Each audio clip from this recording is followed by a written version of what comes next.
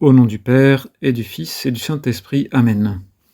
Mon Seigneur et mon Dieu, je crois fermement que tu es ici, que tu me vois et que tu m'entends. Je t'adore avec profonde révérence. Je te demande le pardon de mes péchés et la grâce de faire avec profit ce moment de prière. Marie, ma Mère Immaculée, Saint Joseph et mon ange gardien, intercédez pour moi. Dans cette méditation, nous contemplerons une manifestation de la divinité de Jésus.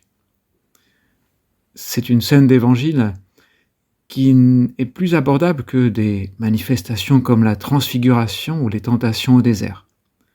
Là, nous ne sommes pas au désert, ni sur une haute montagne, mais dans une maison. Un pharisien, nous dit l'évangile d'aujourd'hui, avait invité Jésus à manger avec lui. Jésus entra chez lui et prit place à table. Pour cet homme qui s'appelle Simon, c'est une grande occasion. Il y a peut-être un peu de tension pour les préparatifs, de stress, mais c'est un grand honneur de pouvoir recevoir le maître dont on parle tant. Il a pris l'initiative avec un certain courage, parce que Jésus n'était pas bien vu des pharisiens.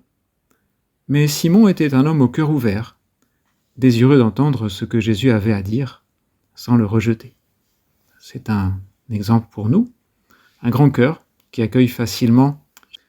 Il est capable d'amitié avec toutes sortes de personnes.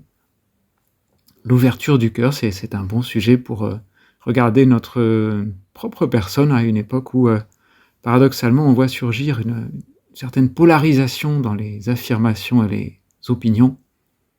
Et parfois Internet, Jésus, je le vois bien, au lieu de m'ouvrir sur le monde, peut-être me referme sur des gens qui pensent comme moi. En tout cas, ce pharisien a le cœur ouvert et il ne tend pas un piège à Jésus. Et Jésus vient sans problème. Le Seigneur, dit Saint José Maria, ne limite pas son dialogue avec un petit groupe restreint, il parle avec tous. Mais pendant le repas survint une femme de la ville, une pécheresse. Ayant appris que Jésus était attablé dans la maison du pharisien, elle avait apporté un flacon d'albâtre contenant un parfum. Tout en pleurs, elle se tenait derrière lui, près de ses pieds, et elle se mit à mouiller de ses larmes les pieds de Jésus. Elle les essuyait avec ses cheveux, les couvrait de baisers et répandait sur eux le parfum.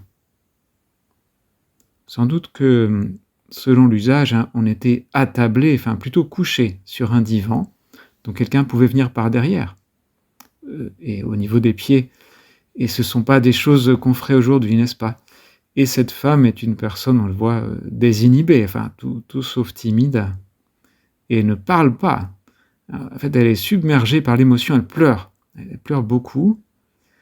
Elle qui peut-être s'était habituée à s'endurcir, même à aller contre sa conscience, mais on ne peut pas indéfiniment piétiner sa conscience. Et elle a craqué. Elle a craqué, on ne sait pas exactement quand ni pourquoi. Moi, je pense qu'elle aura écouté Jésus plus d'une fois, et s'était déjà convertie dans son cœur, peut-être depuis quelque temps, mais elle n'a pas encore fait le pas. Donc, elle a déjà cédé dans son cœur, mais là, elle veut céder devant Jésus, et publiquement, en plus. Et c'est étonnant, elle a préparé le parfum, donc c'est pas un coup de tête non plus. Et d'ailleurs, quand on offre quelque chose, on dirait davantage un geste de reconnaissance qu'un geste pour demander. Mais on ne sait pas. Enfin, peut-être qu'elle a préparé, elle a craqué, elle prépare déjà le remerciement. Et c'est sa manière de montrer à Jésus et à tout le monde que la vie a changé et qu'elle abandonne le péché. Et nous, parfois, Jésus, peut-être nous considérons que nous sommes du bon côté. Nous ne sommes pas du côté des graves péchés. Et pourtant, nous sommes pécheurs. D'ailleurs, saint Augustin distingue 3 sortes de pécheurs, et il fait un parallèle assez étonnant avec les 3 morts de l'évangile que Jésus ressuscite. Il y a 3 résurrections dans l'évangile. La première, c'est une jeune fille qui était encore donc morte, mais dans sa chambre, dans la maison de son père. Puis après, il y a un jeune garçon, on a eu cet évangile avant-hier, le fils de la veuve de Naïm, lui, il était mort dans son cercueil en route vers le cimetière. Puis la troisième résurrection, c'est celle de Lazare. Lui, il était au tombeau depuis 3 jours. Alors saint Augustin fait ce parallèle, il dit, il y a des gens dont le péché reste dans le cœur, qui ne l'ont pas commis en acte. Ils ont consenti à la mort, mais ils n'ont pas transporté le mort au dehors. Il y a d'autres qui ont consenti et vont jusqu'à l'acte, et donc ils transportent le mort qui était caché dans le secret de leur cœur et l'exposent devant tous. Faut-il désespérer d'eux, dit saint Augustin, non, parce que Jésus a ressuscité le jeune homme.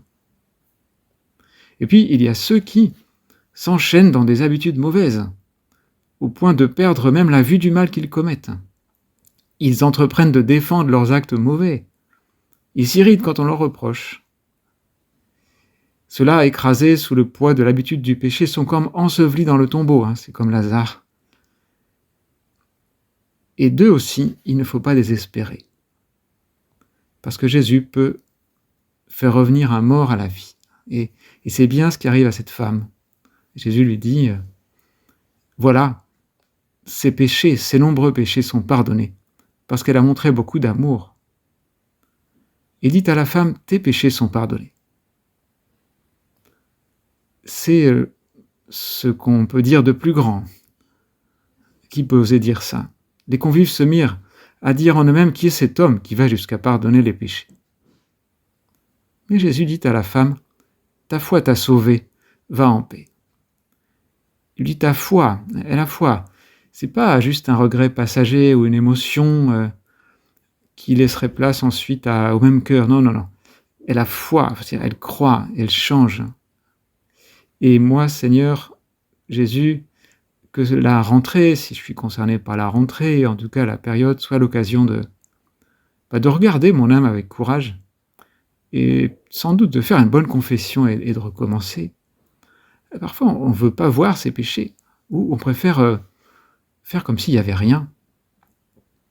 Moi, je me souviens un jour dans une sortie scolaire avec des élèves de 6e, donc dans la gare avec tout le groupe, je m'aperçois qu'il y a une tache de laser qui se promène sur les gens. Et je me dis, non, c'est pas possible, il y a un élève qui a un laser. Et je le vois. Et donc, je lui confisque. Parce que même si c'est pas fort, ça peut être gênant et dangereux. Et alors, plus tard, l'élève vient me voir, il me dit, mon père, est-ce que vous pouvez me rendre mon laser quand même? Et alors, j'hésitais un peu, et je lui ai dit, bon, écoute, comme c'est un peu dangereux, donc soit je le rends à ta mère, ou soit je le garde. Alors il m'a dit, écoutez, je préfère que vous le gardiez, parce que parfois on préfère faire comme si c'était rien passé, et comme ça on n'en parle pas à maman, mais ça résout rien. Et moi, Seigneur, que je craque aussi, même si je suis pas comme cette femme, ou peut-être je le suis, qui a beaucoup péché et qui a quelque chose à sortir, mais que je craque en début d'année pour te demander pardon, et sincèrement. Et puis si je me confesse régulièrement, mais que je le fasse maintenant avec plus de contrition. La contrition, dit saint Thomas, c'est la douleur de l'âme, et la résolution de ne pas pécher, de ne plus pécher. Que je me rende compte, et si j'ai du mal, je peux méditer à nouveau cette scène d'évangile, essayer de comprendre un peu cette femme, et me mettre à sa place. Et je te demande, Notre-Dame, de m'éclairer, toi qui es sensible au péché, toi qui vois si clair. Nous avons recours à elle, elle qui est toute pure, et ne perdons pas confiance. On peut faire appel à elle, à Sainte Marie, avec l'abandon à la foi d'un enfant. Elle saura apaiser notre âme. Je te remercie, mon Dieu, des bonnes résolutions, des actes d'amour, des inspirations que tu m'as communiquées dans cette méditation. Je te demande de m'aider à les mettre en pratique. Marie, ma mère immaculée, Saint Joseph et mon ange gardien, intercédez pour moi.